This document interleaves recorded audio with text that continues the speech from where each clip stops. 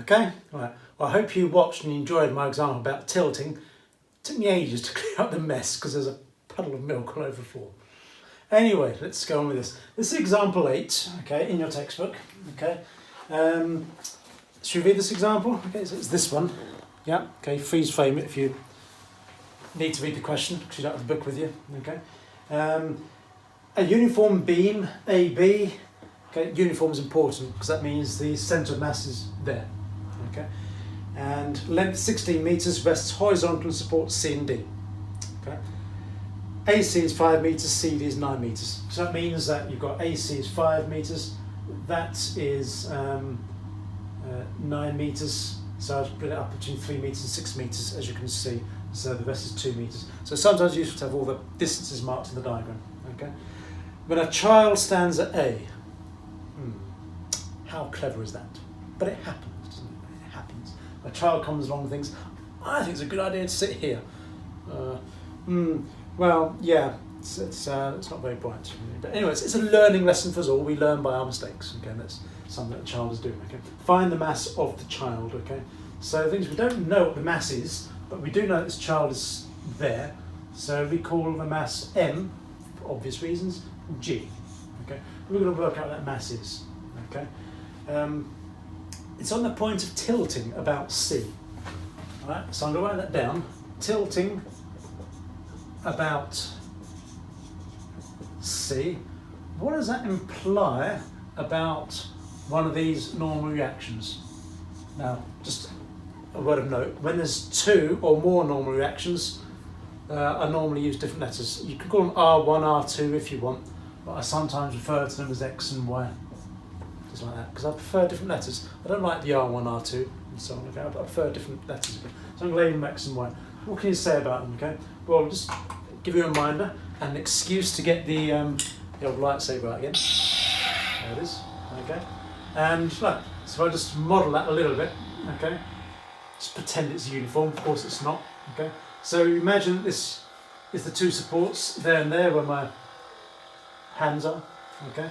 And then the child comes along and sits there. What's going to happen? It's going to turn, isn't it? It's going to be a turning effect. And it's going to do that, yeah? But it's going to pivot to about point C, so put it better, it's going to be like that. So there's still a resting point on C. It's tilting about C, isn't it? What can you say about the normal reaction at D? It's not there, is it? It's not there, so D is equal to 0. So if I just write that in here, okay, that implies that D is equal to 0. What would happen if a child stood at the other end on the plank, or sat on the plank, okay? Well, on the other end, it will pivot again, wouldn't it? But pivot about D, tilt about D, and it'll just do that. And in this case, the normal reaction at C would be 0, okay? So it's important that you know at which point it's pivoting about. So you normally get a straightforward mark just for writing down that bit there. That is going to have no normal reaction at D. Okay, does that make sense? Good. Let's just get rid of this. Yeah. Isn't that a lovely sound? And it goes up and then it goes down. Okay. And I like the hum in the background as well. It's kind of yeah.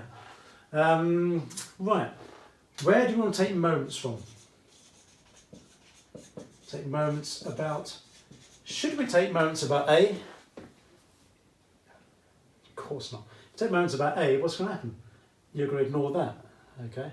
And you want to find out what M is. So this time, no. Taking moments about A is not a good place to take moments from. Okay. So what I'm going to suggest instead is you take moments about C. And often, with the tilting questions, it's a good idea to take moments about where the pivoting point is, because then you don't have to worry about the normal reaction, you see. Sure, you can work it out, but you don't need to worry about it, okay? And a question like this is great. I love tilting questions, okay, because it means you can effectively set a lot of things equal to 0, okay? You can set that normal reaction equal to 0, okay? And when you take moments about C, you can ignore that as well, so it's great. It makes it easier for us, okay? It makes it easier. In terms of my equation, this time what we're going to have is a left-hand side and a right-hand side. I'm going to have the moments to the left of that, okay, and the moments towards the right of that, and I'm going to consider that sort of separately, okay? Is that all right with you? Hope so. So you have that, which is going to be, can I just write 5 mg? You happy with that? So distance times by force, so 5 mg, okay. And, well,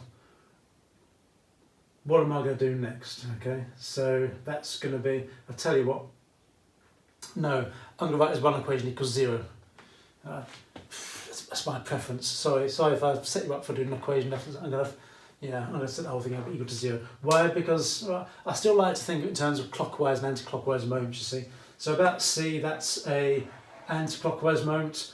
This one here is going to be a clockwise moment. Okay, so I'm going to subtract that. So that's going to be 45g times by 3. Let's write that in, shall we? 45g times by 3. Instantly, I always write it as force times distance. The force times by the distance, okay. And then coming to it, that's it, isn't it? That's it, because we're going to say that is equal to 0. So, yeah, we've got that is equal to 0. Is that all right with you? Okay. If you wanted to, you could have just said that one is equal to the other. Okay, because they're going to, the two moments, they're going to balance each other out, aren't they? Okay. Now, divide that by g, okay, and so you have 5m is equal to, what's that, 45 times by 3.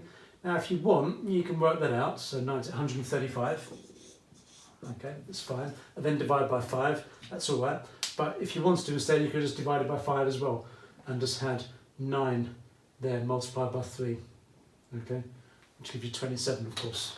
And if you divide 135 by 5, you also get 27. And check with the validity of the answer. It's a child, so 27 kilograms. Sounds about right. The common sense age is about right as well, I think, for sitting on the plank there. I'm sure you understand what I'm saying. Okay, yeah, so child is 27 kilograms. I'm just going to check to see whether I need to put a units with that. So it doesn't say a child of m kilograms, does it? It just says a child. I've got to find the mass, so I'm just going to put kilograms with that. Okay. Is that good? Does that make sense to you? I really hope so. Okay, great. All right, I'll see you in the next example.